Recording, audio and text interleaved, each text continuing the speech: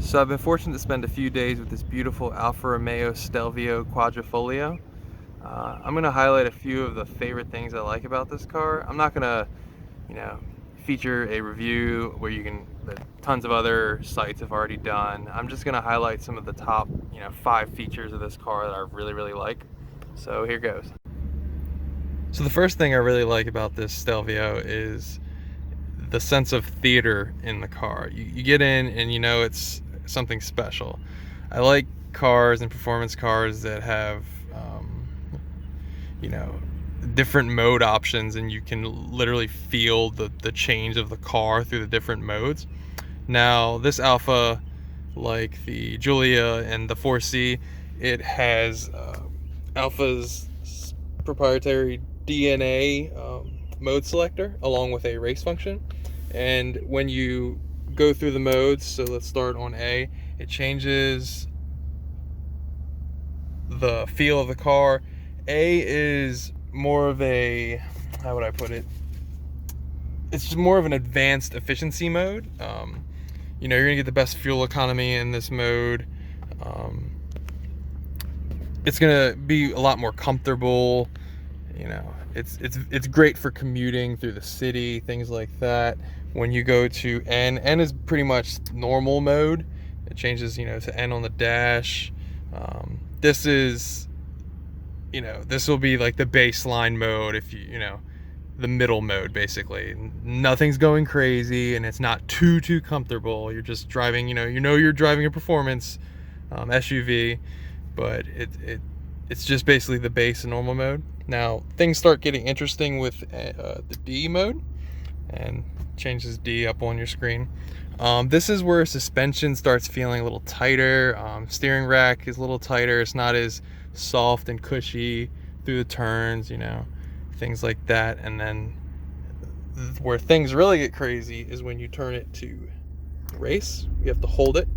So if you kind of heard a little change, that opens up the full exhaust, which I'll touch on another part that I really like.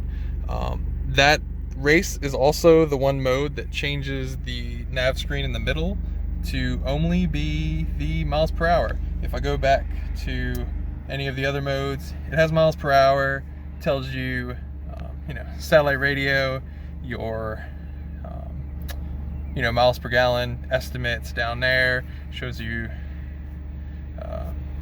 time and the temperature outside. But let's go back to race. All that goes away. Warns you to have a better experience if you're doing it in manual mode. And how you do that is go to D and then knock it over, and then you can drive around with these Ferrari inspired paddles. Now, another thing I'm going to touch on about the Ferrari inspiredness is, along with the sense of theater, you got a really race inspired, Ferrari inspired start button, right on the steering wheel. If you've seen, driven or seen Ferraris, you know that the Ferrari steering wheel has a start stop on one side and has the Mondial dial on the other. You can pretty much think of the DNA selector as the Mondial dial, because it also has what I think has been referred to as the bumpy road button. And I really like this button. I've got some horrible roads around my way. They're fixing them, but while they're fixing them, they're pretty much making them worse to fix them. And just pushing this button in this car makes it all nice and cushy. I have no issues with driving over it. But I just like the sense of theater. You're in something special. You have Alcantara seats, so the sense of theater kind of goes with liking the interior a lot. Get you another look at the gauge cluster. I just really like the theater of this car. It lets you know you're in something special, and with the Ferrari big inspired paddles, the button, the mode selector, and you get the feel that it's going through the modes. And I think that's just a really great thing to have on a performance car. So I know the interior kind of went hand in hand with when I was mentioning the theater of the car, but the interior is high quality in my opinion. I mean, it's it's a field study in what you can do with carbon fiber and not look really gaudy. You got carbon fiber on the door sills, carbon fiber up on the dash, the center console's carbon fiber, even the back doors are carbon fiber.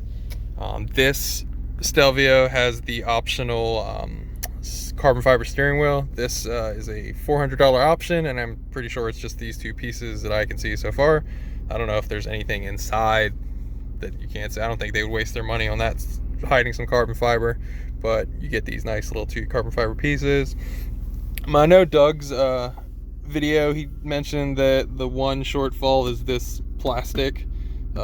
It does feel out of place, but overall this is a really nice interior. You know you're getting in something real special. It's got a nice Alcantara. I love Alcantara steering wheels. I know that they just get gummed up with dead skin and everything, but I just love touching Alcantara steering wheels. I guess it just stems from my love of racing and just seeing and being around race cars, and they all have race Alcantara steering wheels, and it's just something I like seeing in performance cars. And if it's not an option in my car, I always opt for the in-brand aftermarket offerings. But in this case, it came with the car, which is great. But overall, it's a really great interior. No complaints from me. A lot of room for the back if you need that. There is a nice sunroof, which follows like half of the car back, and nice little, let's open that, yeah, nice little shade. There you go, opens it up. I won't waste time opening it all the way, but overall I really like the interior. So one of my favorite things about this car is the intoxicatingly addictive upshift blips and pops and gargles that the exhaust does once you open it up in the race mode. And I'm just gonna let you enjoy this noise because I've been enjoying it for the last few days. So here we go.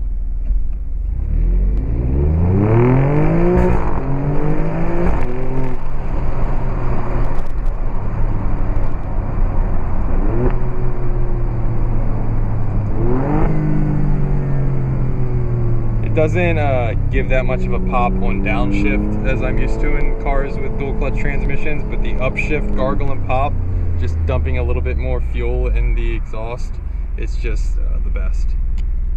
So one of my other favorite things about this performance SUV is the fact that I don't think it knows that it's a performance SUV. I think it has an identity crisis, and it thinks that it is a performance coupe or sedan or performance car, and that's really great. There is no body roll when I drive this thing at anger. I think 0 to 60 times in like the 3 seconds, which just is nutty compared to just one generation ago. Performance coupes, sedans, sports cars, it can beat many of them. It has like 505 horsepower, I believe, and 400, near 500 pound-feet of torque. This thing just can take you places fast if you need to go there. I appreciate the identity crisis, and I think this is a great car or a great SUV for somebody who needs a little bit of room in the back, a little bit of room to lug things around and not feel like they're in an SUV or a crossover vehicle, because this thing just slings around and feels like it's honestly probably the Giulia Quadrifoglio itself, knowing that it's just the beefy big brother. But the way this thing just drives, it does not drive like an SUV, and I love it. So when I was going through my the first thing that I liked about this car, I was talking about the sense of theater, and I was mentioning some of the Ferrari inspired things like the start stop button, the big shift paddles, and how this is basically the Mondial dial that you see on a steering wheel. And the thing is, if you squint hard enough, you can probably see Ferrari SUV. And that's great because this shows you how great a Ferrari SUV can potentially be. I mean, I knew that there was always the comparison that this basically has a Ferrari V8 with 2 cylinders knocked off, which is great. And here you have basically a Ferrari inspired interior, and it just shows you what we could have if we had a Ferrari SUV. And I know there are rumors all the time about one is coming to compete with Lamborghini Urus, but here we have the current offering from Alfa Romeo, which just shows you what can happen in the future from, you know, I wouldn't say a competitor brand, more like a big uncle brand with Ferrari. And it just shows you can look forward to some great things, having this great SUV as the stepping stone to that future. It's just, it's just something, you squint hard enough and you can see, oh, that looks like a Ferrari paddle from, one of their 458s or something. You got the start-stop button on the steering wheel, just like 458 or 488. And like I mentioned, this dial, you just imagine it not on the center console and up here, and it's just like a Ferrari. It just shows you, there's probably a good future with the Ferrari SUV, but in the meantime, this thing is up to the task to keep you nice and happy until that happens. So I hope you enjoyed my short list about this beast. The theater, the interior, that glorious exhaust note, the fact that it doesn't know it's a performance SUV and thinks it's a performance coupe or sedan. Shh, don't tell it. And the fact that it's basically a study on what a Ferrari SUV can actually be. I hope you liked it. Be sure to like, share, and subscribe if you can. Thanks.